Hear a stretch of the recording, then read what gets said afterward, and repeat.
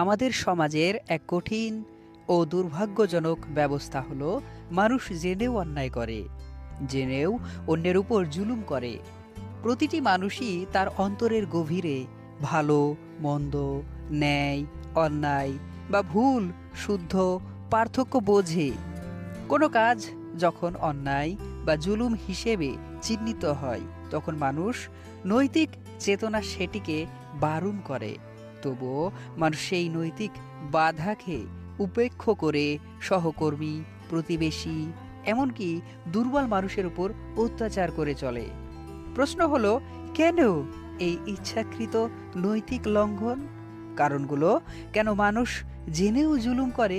মানুষের এই জেনে বুঝে অন্যায় করার পেছনে রয়েছে বেশ কিছু মনস্তান্ত্রিক, সামাজিক ও ক্ষমতার খেলা। স্বার্থপরতা ও লোভ এটি হয়তো সবচেয়ে বড় কারণ। যখন কোনো ব্যক্তি নিজের ক্ষুধা, লোভ বা স্বার্থ পূরণের জন্য অন্যের অধিকার হরণ করতে চায়, তখন সে তার নৈতিকতাকে উপেক্ষা করে ক্ষমতা, অর্থ, প্রতিপত্তি এই সব কিছুর লোভ মানুষকে অন্ধ করে দেয় এবং ন্যায় অন্যায় বোধকে চাপা দিয়ে দেয়।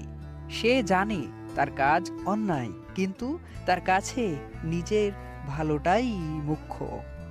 ক্ষমতার দম্ভ: যখন কোনো ব্যক্তির হাতে ক্ষমতা থাকে, তখন এই ধরনের দম্ভ বা অহংকার জন্ম নেয়। সে নিজেকে আইনের ঊর্ধ্ব মনে করে এবং ভাবে যে তার অন্যায়ের কোনো বিচার হবে না।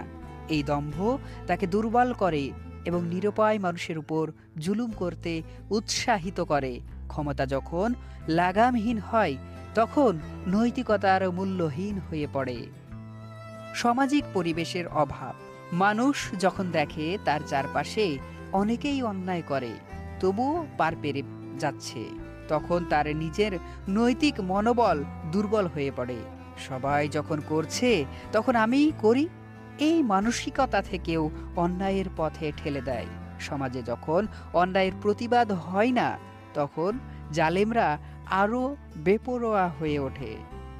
তৎক্ষণিক তৃপ্তি বা তাড়াহুড়ো: অনেক মানুষের দ্রুত ফল বা তাৎক্ষণিক আনন্দ পাওয়ার জন্য ভুল সিদ্ধান্ত নেয়।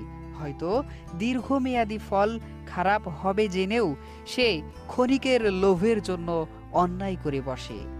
বিবেকের কণ্ঠস্বর দুর্বল হওয়া: একজন মানুষ যখন বারবার জেনে বুঝে অন্যায় করতে থাকে, তখন তার বিবেকের কণ্ঠস্বর ধীরে ধীরে ক্ষীণ হয়ে আসে।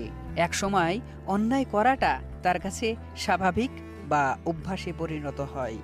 জুলুমের পরিণতি শুধু জুলুমের নয়, জালিমেরও ক্ষতি।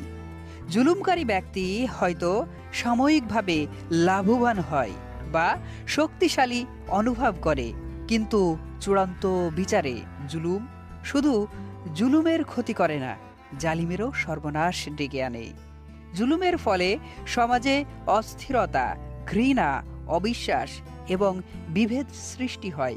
ধর্মীয় দৃষ্টিকোণ থেকেও জুলুম একটি ভয়াবহ পাপ। এর শাস্তি ইহকাল এবং পরকাল উভয় জগতেই ভোগ করতে হতে পারে।